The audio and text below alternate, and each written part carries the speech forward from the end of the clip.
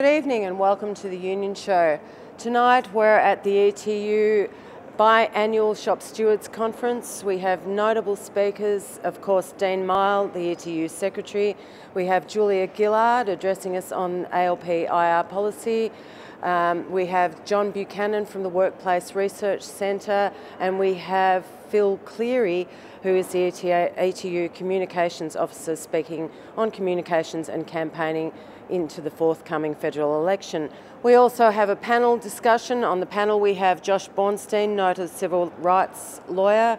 We have Jeff Borenstein, the ETU in-house counsel, of course Dean Mighell, ETU Secretary, and John Buchanan again on that panel. Also, as a result of the panel, we have several ETU shop stewards expressing the concerns that they have in the workplace leading into the forthcoming federal election. On with the show. I'm pleased to be here at an ETU meeting because I know your union's got a long and proud history of supporting working men and working women employed in electrical trades and also supporting their families. And for over 100 years, your union's been advocating a pretty simple thing when you think about it: a fair day's pay for a fair day's work. It's a simple bargain. And you've also been ensuring that your workplaces are safe. We all know that many of the things you're required to do are dangerous if they're not done right, and your union has been there making sure your workplaces are safe for you, and it has been there providing members with advice and assistance. And we do it because we believe in looking after our fellow workers. We do it because we know it is the right thing to do. That workers must have the right to exercise democratic freedom without fear of penalty or the sack. Once upon a time, the traditional formula was that unions and employers would get into an industrial dispute. The unions would take industrial action, the employers would sue them, and ultimately a compromise was reached.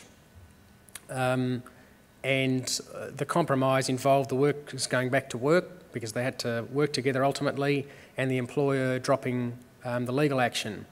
The federal government doesn't like that approach, and so what it has done to overcome that is to create an enormous range of state agencies with huge resources to prosecute. So after the dispute is over, that's when the prosecutors move in and invariably target unions, and then they prosecute with a taxpayer budget which is endless, and they will spend $500,000 to collect a penalty of $10,000. Work choices is quite deliberately directed at reining in labour law and letting relations at work be governed more by criminal principles and commercial law principles. That is a very, very important development, and the clearest manifestation of that is in the limitations on the issues that can be put in awards and agreements. That actually limits what you can do as a union. In three simple words, resistance is futile.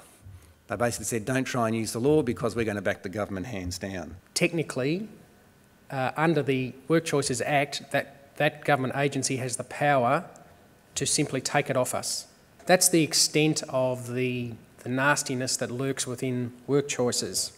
But it's important to recognise that it's not the end of the road on that front, because the states still remain important, and the union movement's heartland these days is in teaching, nursing and police, and most of them operate within the state system, so the government doesn't have it all settled. So we must be strong. We've seen all sorts of governments come and go. But on our shift at the ETU, in Victoria and Tasmania, we'll be strong and outspoken and united and committed to the things we believe in, because there's an absolute truth about the things we fight for.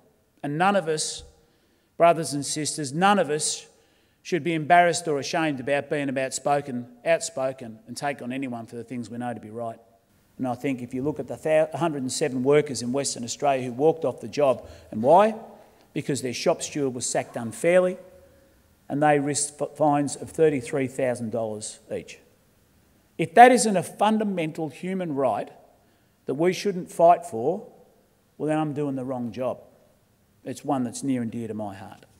The Southern States branch in Victoria and Tasmania has grown 400 members in the last couple of years. Mightn't sound much.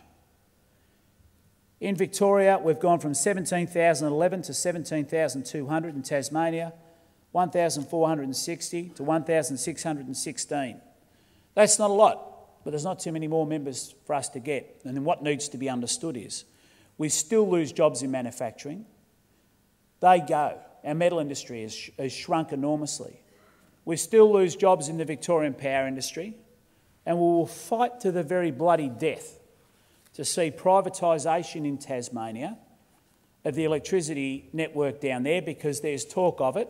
And I'll tell you, I'll be calling upon us all and every resource we have to ensure that what has happened in Victoria isn't fostered and shoved down the throats of Tasmanians, where they see their communities and their jobs and their apprenticeships ripped apart to finance some greedy corporate bastards from Singapore or somewhere around the world that would buy the Tasmanian electricity network that is proudly owned by the Tasmanian bloody people.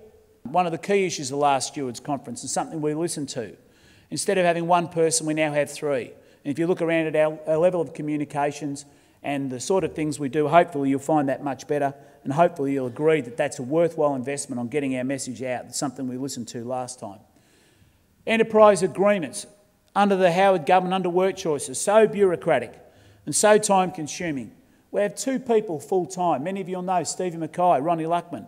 They're our department. They just handle the processing of our agreements.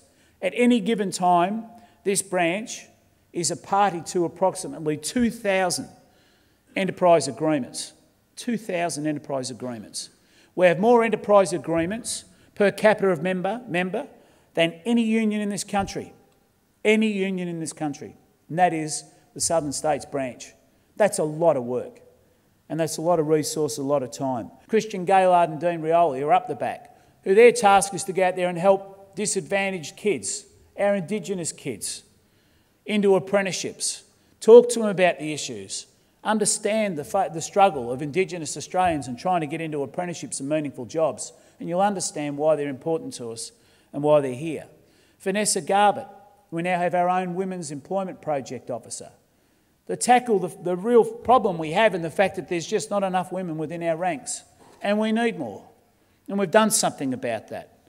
So it's progress, and it's a lot of progress in a short period of time. We've moved to the Mills building, you'll know, from Swanston Street head offices in Melbourne. The reason we've done that is because we've doubled our financial membership, we've doubled our staff, and we simply have outgrown the place. And that is a damn good thing.